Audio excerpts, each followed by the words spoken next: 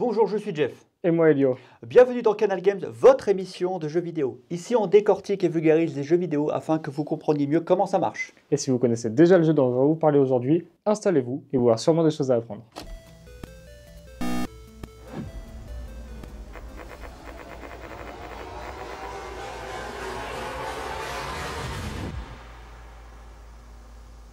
Il existe deux grandes catégories de jeux vidéo. Les jeux complexes avec des actions sur toutes les touches et des centaines d'interactions entre les éléments. Et des jeux beaucoup plus simples, dont le scénario se résume en une seule ligne où seulement 5 touches suffisent pour pouvoir jouer au jeu. Le jeu dont on va vous parler aujourd'hui fait excellemment partie de la deuxième catégorie. Vous pouvez comprendre le jeu en 30 secondes. Mais si vous voulez vraiment être bon, il vous faudra au moins 200 heures. On va vous parler de Speedrunners.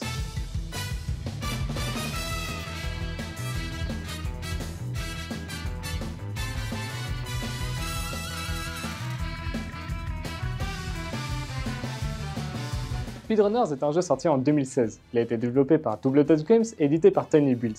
Il suit une règle assez simple. Si tu sors de l'écran, t'exploses. Le jeu est donc un jeu de course Plateforme compétitif en 2D.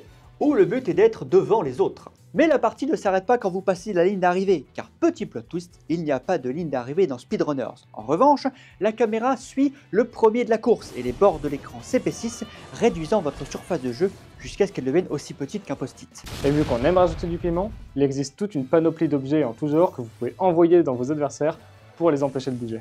Le jeu propose un mode histoire divisé en 4 difficultés distinctes, allant de facile à déloyal. Oui, déloyal. Et ça porte bien son nom, croyez-moi. Au-delà du fait que l'IA soit quand même avancée, les personnages vont littéralement plus vite que vous. Le seul moyen de finir le mode histoire, c'est de connaître les cartes absolument par cœur. Mais la seule réelle récompense que vous apportera ce mode histoire, ce sont des skins, donc des cosmétiques moches qui plus est. Youpi, ça vaut le coup. Mais c'est pas à ça que sert le jeu. Le jeu est fait pour le mode multijoueur, que ce soit parce que vous jouez avec des amis dans un canapé ou avec des inconnus en ligne, voire même si vous êtes vraiment trop motivé pour un simple jeu de course, via le mode classé. Le jeu est vraiment très accessible parce qu'il est disponible sur tous les supports, que ce soit sur PC via Steam, Sur les consoles de Sony, sur celle de Microsoft, ou même sur les consoles Nintendo.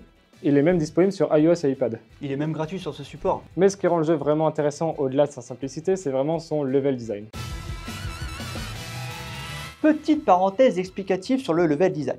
Le level design fait partie du processus de création d'un jeu vidéo. Il fait lui-même partie du game design, qui est l'ensemble des règles qui régit votre jeu. Le level design est fondamental dans la création d'un jeu vidéo. Il sera bien sûr d'une importance différente selon si vous êtes dans un jeu d'énigmes, dans un jeu de cartes par exemple, ou dans notre cas dans un jeu de course. Le level design, c'est la création d'une carte, d'un monde et d'un environnement. C'est comment on place nos objets dans le décor pour que tout soit logique et cohérent. Il faut que les joueurs puissent s'y retrouver sans qu'il ait l'impression qu'on le prenne par la main. En gros, le travail du level design, c'est de pouvoir faire comprendre aux joueurs que pour aller d'un point A à un point B, il faut prendre par exemple le chemin de la montagne, sans qu'il y ait un panneau en énorme avec écrit « Pour aller au point B, prenez le chemin de la montagne ». Dans notre cas de speedrunners, le level design se distingue via l'emplacement des objets et des obstacles dans le jeu. Un virage par exemple ou une caisse. Il est calculé de façon à ce que l'objet en question soit assez loin pour que vous puissiez le voir arriver, mais aussi assez proche pour garder le gameplay dynamique. Le level design est également inclus dans l'aspect visuel du jeu, dans les couleurs notamment. Les murs sont noirs, Les bonus sont bleus. les malus sont rouges. Si vous voulez envoyer votre grappin, il faut une surface blanche. Tout est clair. Finalement, le jeu est vraiment simple, mais il peut se le permettre grâce à l'immense travail qu'il a eu sur le level design. Ce qui est pratique avec les jeux simples comme Speedrunner, c'est qu'on se pose pas trop de questions sur l'équilibrage en vérité. Les personnages courent à la même vitesse, ont les mêmes hitbox. Les hitbox, pour expliquer, c'est la taille réelle d'un personnage, c'est ce qui est pris en compte lors du calcul des collisions. Concernant l'équilibrage des objets, la plupart sont équilibrés. Certains sont certes un peu plus forts que les autres, mais avec de l'entraînement, vous pourrez les éviter sans aucun problème. Le plus important dans Speedrunners pour gagner, c'est est-ce que vous allez être meilleur que votre adversaire. Et la réponse, on la connaît déjà. Il y a peu de chances que vous gagnez. En tout cas, pas si vous jouez en ligne. Aujourd'hui, les serveurs sont remplis de gens qui connaissent les cartes au pixel près et qui connaissent tellement bien les itinéraires qu'ils pourraient vous battre les yeux fermés. C'est pas très agréable les premières fois où on joue en ligne. Un autre des problèmes du jeu, c'est que comme le panel de cartes est assez petit, on retombe souvent sur les mêmes, ce qui donne un peu l'impression de faire en boucle la même chose. Faire en boucle la même chose, eh bien oui et non en vérité. Certes, vous allez courir sur les mêmes maps en boucle, mais ce qui va faire la différence, c'est l'aléatoire des objets dans les caisses. Un peu à la manière d'un Mario Kart. La différence, c'est que ce qui donne de l'enjeu, c'est les objets que vous envoyez sur vos adversaires et ceux que vous prenez. Si vous vous accrochez et que vous avez le temps et la patience de mettre des centaines d'heures dans le jeu, vous pourrez jouer de manière plus compétitive. Cette nouvelle façon de jouer de manière plus compétitive vous permettra de transformer l'ennui de la répétitivité en entraînement intensif et ainsi faire de plus en plus d'actions extrêmement précises. ce qui va vous mener ainsi à faire des parties très satisfaisantes, aussi bien à regarder qu'à jouer. Le jeu a malheureusement subi aujourd'hui le même destin qui attend tous les jeux compétitifs sur lesquels il n'y a plus vraiment de compétition. Les joueurs se sont désintéressés pour se tourner vers des jeux où la compétition était vivante, voire naissante. Le mieux pour bien expliquer et montrer ce phénomène, c'est de regarder les chiffres. Oh non, par pitié, ça sert à rien les chiffres, c'est long, on les retient jamais, tu vas juste les embrouiller pour rien là. Mais si, c'est super les chiffres, les gens vont adorer, c'est super simple et personne ne va être perdu, tu vas voir.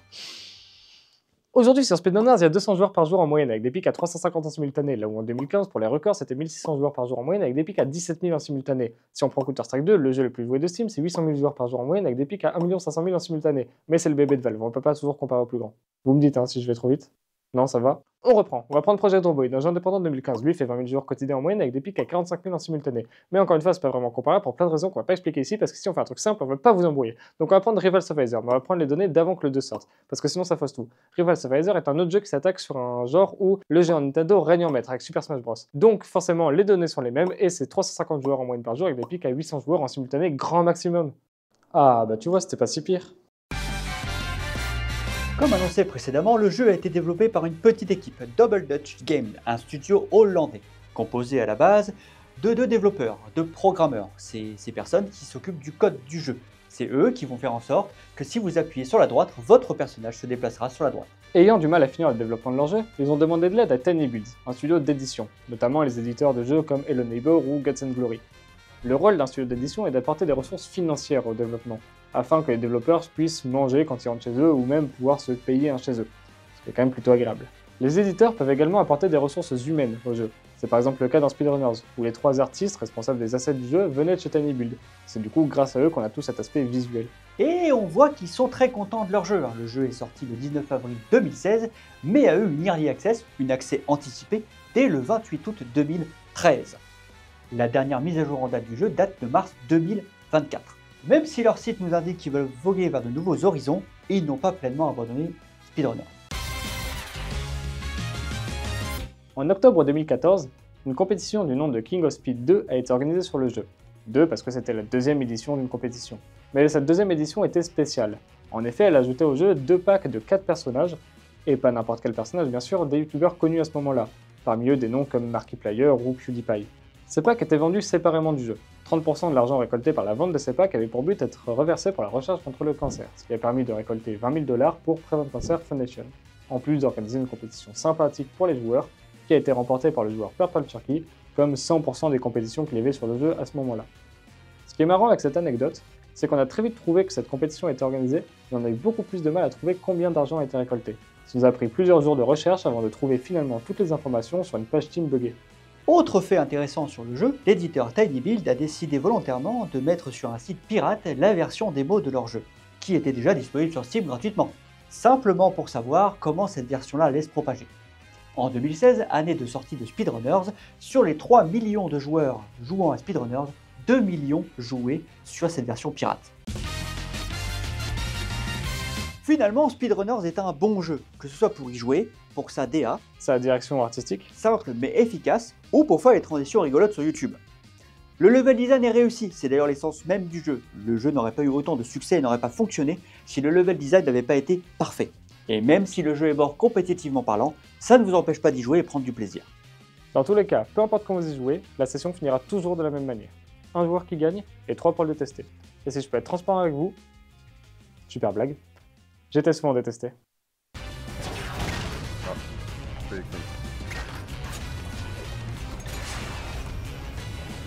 Oh oui. Non, c'est trop grave. Oh, mais t'as trop vite, gros. Je connais trop bien la map, c'est une dinguerie.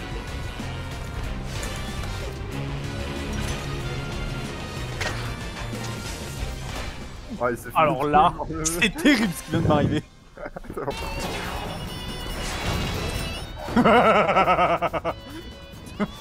Il s'est self-rocket en plus au début. Et il va terminer. Merde. Ah, quoique. Il a raté, la honte. Oh, oh, Léo qui prend. Oh Léo. Oh non. C'était maintenant. L'expérience, hein.